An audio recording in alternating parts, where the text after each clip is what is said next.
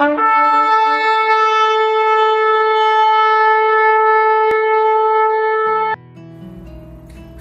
bertemu kembali di Joseph Stories.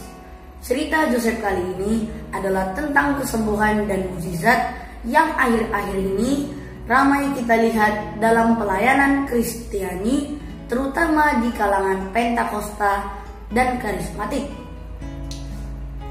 Contoh yang terbaru adalah kontroversi pelayanan Pastor Andy Simon. Pelayanan mukjizat kesembuhannya ditutup Maret 2022 setelah bersepakat dengan Muspida Kalimantan Timur. Itu dari pihak luar Kristen yang keberatan dengan pelayanannya tersebut. Namun ternyata dari internal Kristen sendiri banyak hamba Tuhan yang tidak setuju dengan pelayanan Pastor Andy Simon karena dianggap tidak alkitabiah. Contohnya Pendeta Mangapul dan MYM. Mereka mengkritisi pelayanan kesembuhan tersebut. Oke, saya tidak membela Pastor Andy Simon dan juga tidak membela Pendeta Mangapul dan MYM. Saya di sini hanya mengomentari sesuai apa yang tertulis dalam Alkitab. Terkait pelayanan kesembuhan ini, tidak mungkin dua pihak di atas benar dan dua pihak tersebut salah. Pasti ada salah satu yang benar dan satu lagi yang salah. Kita gunakan Alkitab sebagai cerminnya. Sekarang kita lihat dulu pelayanan kesembuhan ini yang kebanyakan kita temui pada pelayanan Pentakosta atau karismatik. Keduanya mempunyai kemiripan, namun ternyata juga berbeda. Mari kita lihat kesamaannya. Yang pertama adalah dalam pandangan baptisan Roh Kudus dan dalam praktek baptis selam. Yang kedua adalah bahasa roh dan yang ketiga adalah karunia kesembuhan. Dan perbedaannya adalah Pentakosta mempunyai gereja yang berdiri sendiri, misalnya GPDI. Ada kata Pentakostanya. Sedangkan karismatik tidak. Misalnya GBI tidak mencantumkan nama karismatik. Jadi hanya Gereja Bethel Indonesia. Paham kan maksud saya? Mari kita lihat indikator lain di dalam Alkitab terkait pelayanan. Yang pertama adalah Yohanes Pembaptis. Mari kita baca Markus 1 ayat 4. Demikianlah firman Tuhan. Demikianlah Yohanes Pembaptis tampil di padang gurun dan menyerukan, bertobatlah dan berilah dirimu dibaptis dan Allah akan mengampuni dosamu. Yang kedua adalah Yesus berkata pada Markus 9 ayat 43. Demikianlah firman Tuhan. Dan jika tanganmu menyesatkan engkau, pengganglah, karena lebih baik engkau masuk ke dalam hidup dengan tangan kudung daripada dengan utuh kedua tanganmu dibuang ke dalam neraka, ke dalam api yang tak terpadamkan. Yang ketiga adalah ke-12 para rasul berkata dalam Kisah Para Rasul 2 ayat 38, demikianlah firman Tuhan. Jawab Petrus kepada mereka, bertobatlah dan hendaklah kamu masing-masing memberi dirimu dibaptis dalam nama Yesus Kristus untuk pengampunan dosamu. Yang keempat, Paulus berkata pada Efesus 1 ayat 13-14. Di dalam Dia kamu juga, karena kamu telah mendengar firman kebenaran, yaitu Injil keselamatanmu, di dalam Dia kamu juga, ketika kamu percaya, dimateraikan dengan Roh Kudus yang dijanjikannya itu.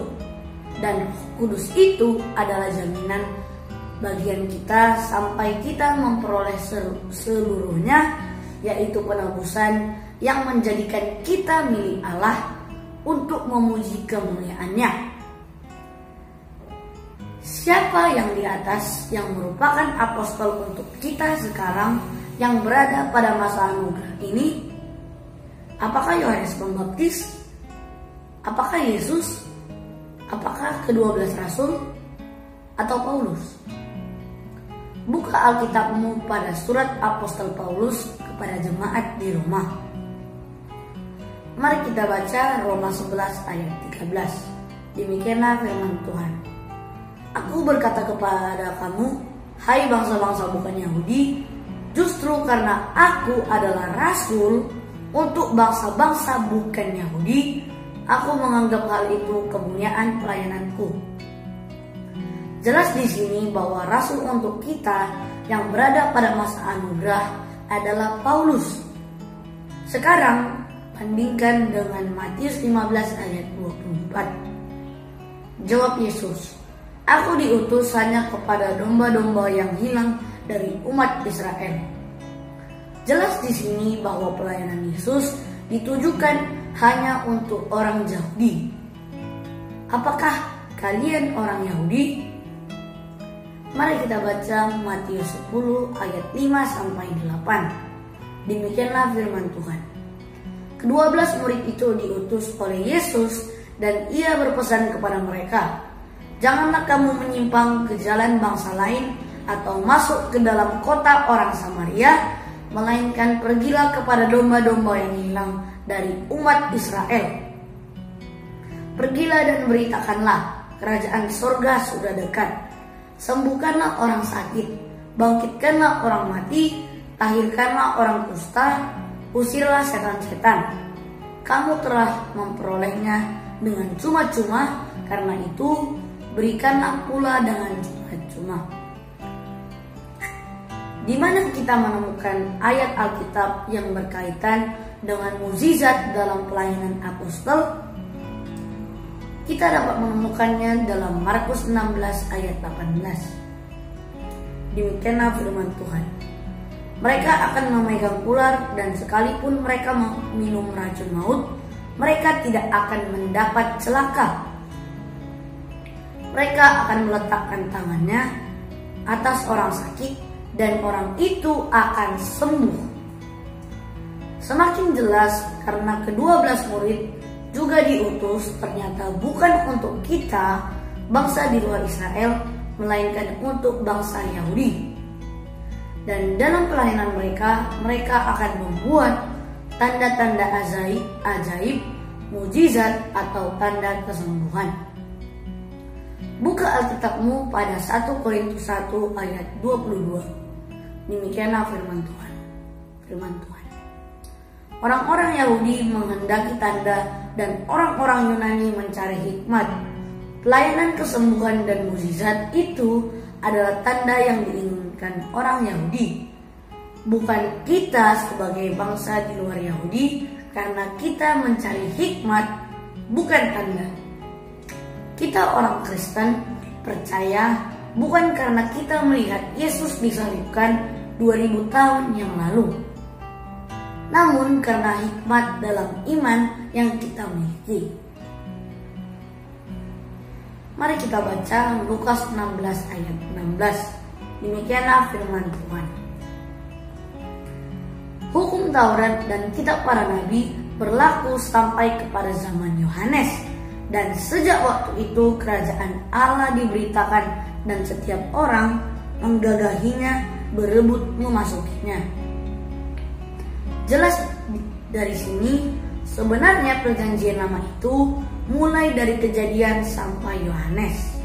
Berarti pelayanan Yesus yang tertulis pada Matius, Markus, Lukas, dan Yohanes itu masih termasuk perjanjian lama. Seperti kita ketahui, beberapa hal penyakit yang disembuhkan pelayanan Pastor Andi Simon, yakni orang lumpuh, orang yang sakit, dan juga orang yang kerasukan setan. Coba kamu perhatikan, apakah tidak hampir sama dengan ayat Alkitab Markus 16 ayat 18 di atas? Jadi, siapakah yang tidak Alkitabiah? Pastor Andi Simon atau Pendeta Mangapul dan MYM? Saya bantu klunya ya. semua yang dilakukan Pastor Andi Simon, mulai dari menyembuhkan orang lumpuh, mengusir roh jahat, dan menyembuhkan orang sakit kanker, itu termasuk tanda, bukan hikmat. Tanda adalah untuk orang Yahudi, sedangkan untuk kita adalah hikmat. Tapi, apakah Tuhan tidak mampu memberi mujizat saat ini? Tentu bisa.